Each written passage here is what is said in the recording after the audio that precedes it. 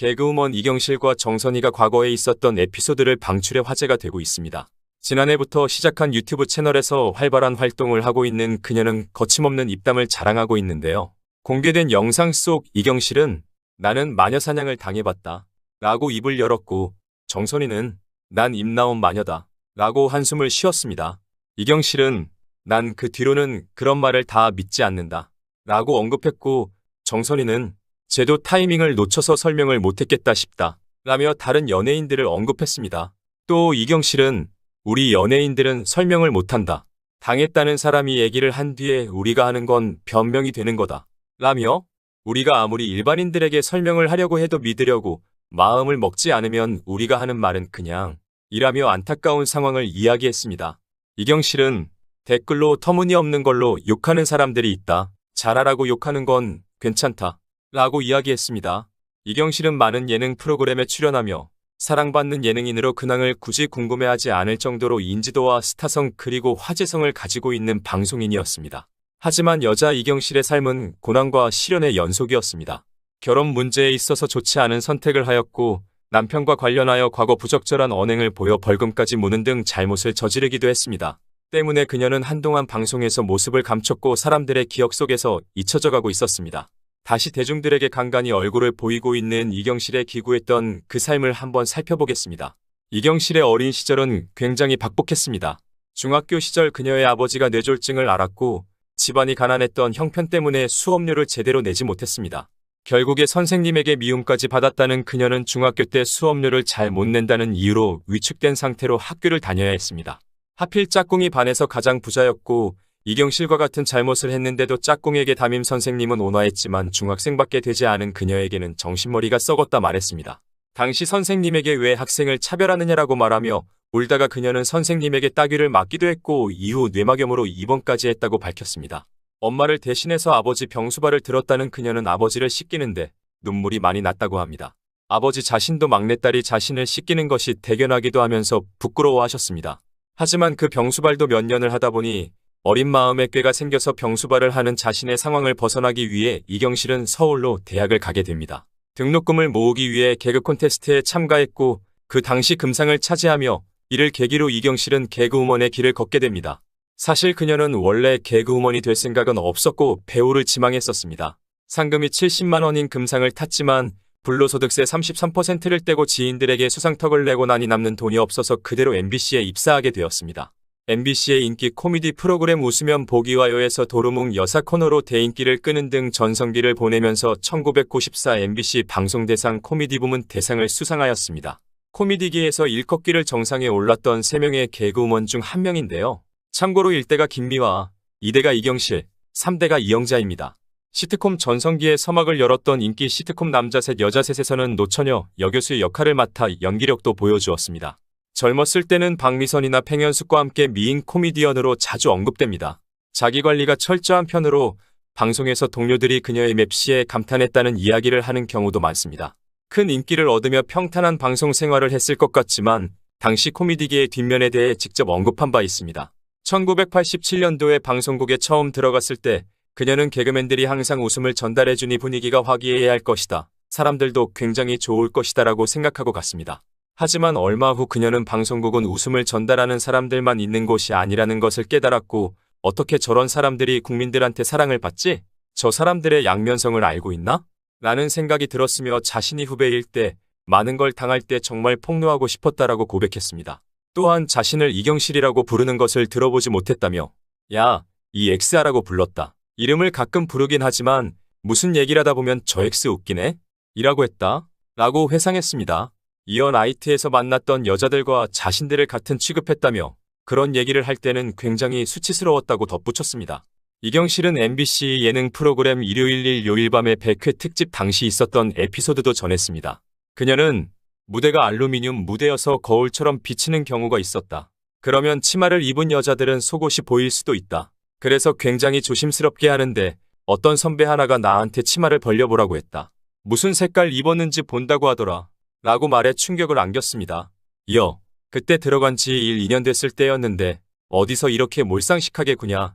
이게 지금 말 같은 소리냐라며 대들었다. 그랬더니 오히려 나한테 욕을 하면서 나오라고 했다. MBC 보면 인형극회 복도가 있는데 거기서 내가 이걸 안 하면 안 했지. 당신하고 이런 행동할 순 없지라며 대판 싸웠다. 라고 덧붙였습니다. 그러면서 이경실은 그때 당시 분위기는 그냥 넘어가지. 여자가 왜 그렇게 행동하느냐에 대해서 더 안 좋게 볼 수도 있었다. 라며 나도 이런 대접받으면서 일 못하겠다라는 생각이 들었다. 하지만 내가 우리 집 가장이었고 빨리 뭔가 돈을 빨리 벌 수 있는 걸 선택했어야 했다. 라고 설명했습니다. 그럼에도 승승장구를 하던 이경실은 대학 시절에 만났던 남편과 8년이라는 긴 시간을 교제 후에 1992년 결혼을 하게 됩니다. 하지만 그녀는 고난의 구렁텅이에 빠지게 됩니다.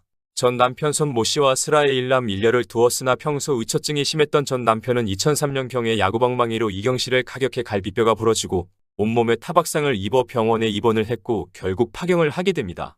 이경실은 전 남편과 함께 방송과 CF에 출연하기도 했고 인꼬부부로 알려지기도 했던 터라 소식을 접한 대중들은 이를 안타깝게 여겼으며 이 사건으로 한동안 이경실은 브라운관에서 보이지 않은 적도 있었습니다. 이후 이경실은 전 남편의 외도와 관련해서도 언급한 바 있습니다. 방송에서 외도 관련 주제로 이야기를 나누던 중 그녀는 이런 얘기를 정말 처음 한다. 내 경험이기도 하다. 고 답했습니다.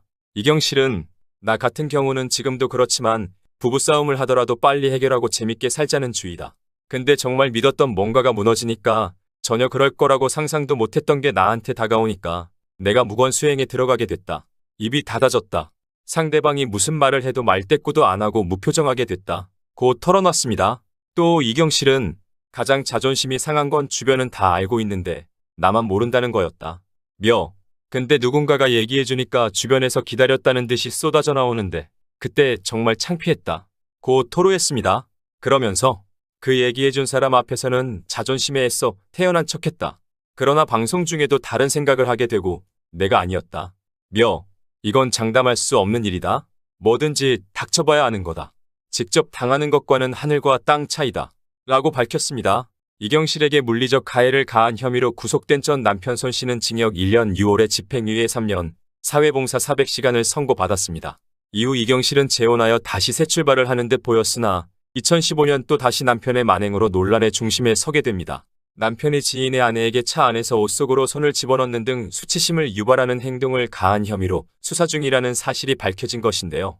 처음에는 실명이 아닌 유명 개그우먼의 남편으로 알려졌다가 얼마 지나지 않아서 이경실 본인이 직접 자신의 남편이라고 밝혔으며 처음에는 이경실 자신도 나서서 남편의 결백을 자신도 믿는다라며 끝까지 함께 갈 것이다라고 말했으나 이경실의 남편 최모 씨는 1차 공판에서 자신의 혐의를 완벽히 인정합니다.